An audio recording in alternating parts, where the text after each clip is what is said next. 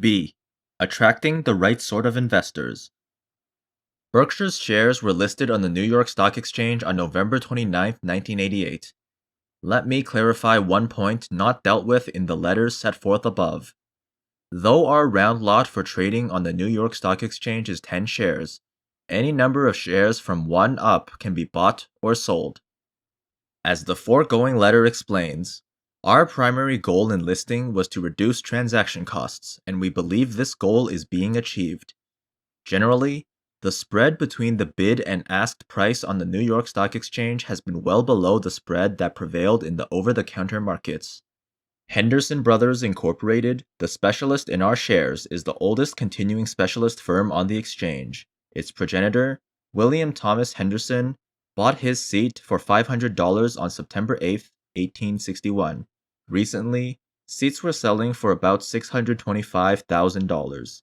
Among the 54 firms acting as specialists, HBI ranks second in number of stocks assigned with 83. We were pleased when Berkshire was allocated to HBI and have been delighted with the firm's performance. Jim McGuire, chairman of HBI, personally manages the trading in Berkshire, and we could not be in better hands. In two respects, our goals probably differ somewhat from those of most listed companies. First, we do not want to maximize the price at which Berkshire shares trade. We wish instead for them to trade in a narrow range centered at intrinsic business value, which we hope increases at a reasonable, or better yet, unreasonable rate. Second, we wish for very little trading activity. If we ran a private business with a few passive partners, we would be disappointed if those partners and their replacements frequently wanted to leave the partnership. Running a public company, we feel the same way.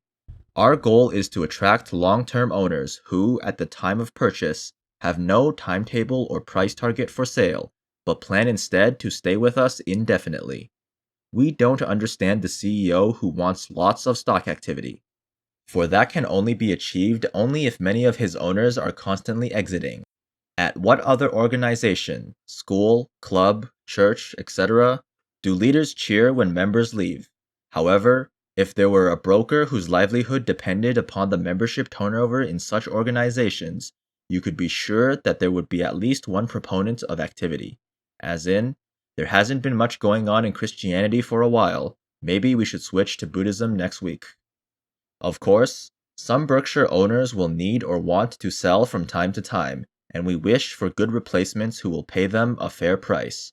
Therefore, we try, through our policies, performance, and communications, to attract new shareholders who understand our operations, share our time horizon, and measure us as we measure ourselves.